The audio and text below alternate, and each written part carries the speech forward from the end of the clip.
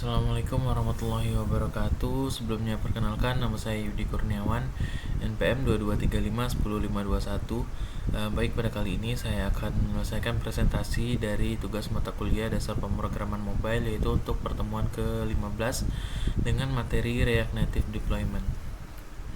Pada pendahuluan di sini saya akan menjelaskan React Native dan Expo. React Native adalah framework open source dari Meta untuk membangun aplikasi mobile menggunakan JavaScript dan React. Framework ini memungkinkan pengembang membuat aplikasi lintas platform Android dan iOS dengan satu basis kode yang sama. Nah, Expo itu adalah platform yang mengembangkan dan yang mempermudah pengembangan aplikasi React Native dengan menyediakan alat pengujian, debugging, dan pembuatan aplikasi secara lebih cepat. Nah, mengapa kita menggunakan Expo? Yang pertama itu dari kemudahan setupnya. Dia tidak perlu konfigurasi manual yang rumit. Kemudian yang kedua itu dia banyak fitur siap pakai seperti kamera, lokasi, notifikasi, dan lain-lain. Yang ketiga itu dia pengembangannya cepat. Expo Go memungkinkan pengujian langsung di perangkat kita. Nah, yang keempat itu dia kompatibilitas lintas platform basis kode yang sama untuk Android dan iOS. Jadi dia bisa menggunakan basis kode yang sama baik itu untuk Android maupun iOS, atau juga bisa web kadang. Nah, ini ada cara-cara build aplikasi dengan Expo. Nah, Expo Go aplikasi pendukung untuk menjalankan dan menguji kode secara instan pada perangkat fisik tanpa perlu build native. Nah, kelebihannya itu prosesnya sangat cepat tanpa perlu instalasi tambahan. Kemudian dia ideal untuk prototype atau aplikasi sederhana. Nah, batasan dari Expo Go ini dia tidak dapat menggunakan modul native yang tidak didukung oleh Expo. Nah, kemudian ada yang namanya itu pre-build. Ini adalah proses yang menghasilkan folder native baik itu untuk iOS dan juga Android dari proyek React Native menggunakan Expo. Nah, kelebihannya itu dia memberikan akses ke file native untuk kustomisasi lebih dalam. Nah, ini biasanya untuk kebutuhannya itu dia harus menginstal dan memahami alat pengembang native seperti Xcode yaitu untuk iOS dan Android Studio untuk Android. Nah, contoh penggunaannya itu menambahkan modul native seperti kamera atau GPS dengan kustomisasi spesifik. Nah, ini ada pengembangan lanjutannya itu ada menggunakan Xcode dan Android Studio. Nah, Xcode itu digunakan untuk iOS dan Android Studio itu digunakan untuk Android. Nah, ini diperlukan untuk melakukan testing dan debugging langsung di perangkat fisik atau simulator. Nah, kemudian kedua alat ini memberikan kontrol penuh terhadap build aplikasi native. Nah, ini memungkinkan penyesuaian yang lebih dalam pada proyek React Native. Kelebihannya itu dapat menangani aplikasi kompleks dengan dependensi native yang tidak didukung oleh Expo Go. Nah, kemudian ada yang namanya EAS atau Expo Application Service. EAS ini adalah platform cloud untuk membangun aplikasi tanpa perlu mengonfigurasi setup lokal di perangkat pengembang. Nah, fitur utamanya itu adalah build otomatis, pengelolaan push notification, update aplikasi, dan lainnya, yang sangat membantu dalam pengembangan skala yang besar. Nah, keuntungannya itu adalah mengurangi waktu setup lokal dan mempermudah distribusi aplikasi ke berbagai platform.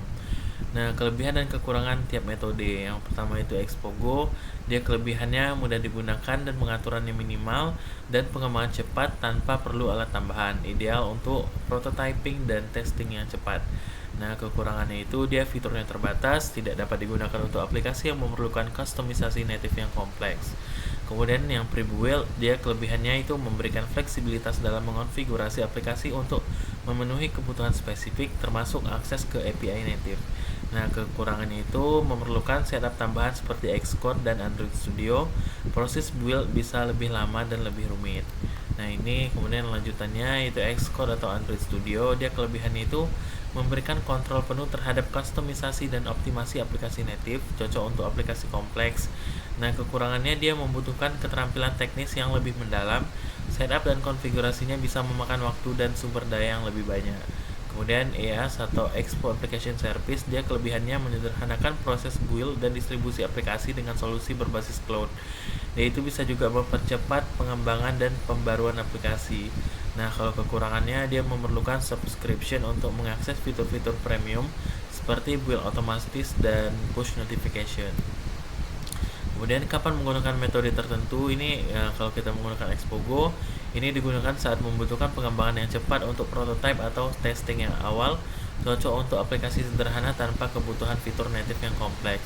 Nah, kalau Prebuild sendiri digunakan saat aplikasi membutuhkan pengaturan atau perubahan pada file native seperti pada iOS atau Android, digunakan ketika fitur native dasar dibutuhkan tapi tidak ingin sepenuhnya bergantung kepada Xcode atau Android Studio. Kemudian Xcode atau Android Studio ini digunakan saat aplikasi membutuhkan kustomisasi penuh pada build native, kontrol penuh atau konfigurasi, atau aplikasi kompleks yang memerlukan optimasi mendalam. Kemudian yang IaaS itu atau Expo Application Service ini digunakan untuk pengembangan aplikasi skala besar dengan pengelolaan otomatis seperti pembaruan aplikasi dan push notification. Idealnya ini untuk tim yang ingin fokus pada pengembangan fitur, bukan pada setup build lokalnya. Nah, kesimpulannya, pemilihan metode untuk membangun aplikasi React Native dengan Expo tergantung pada kebutuhan spesifik aplikasi yang dikembangkan. Expo itu menawarkan fleksibilitas dengan opsi seperti Expo Go untuk mengembangkan cepat dan Prebuild untuk kustomisasi lebih lanjut. Jika diperlukan kontrol penuh atas aplikasi, penggunaan Xcode atau Android Studio sangat disarankan. Untuk aplikasi berskala besar, IaaS atau Expo Application Service memberikan solusi yang lebih efisien dengan fitur otomisasi build dan deployment.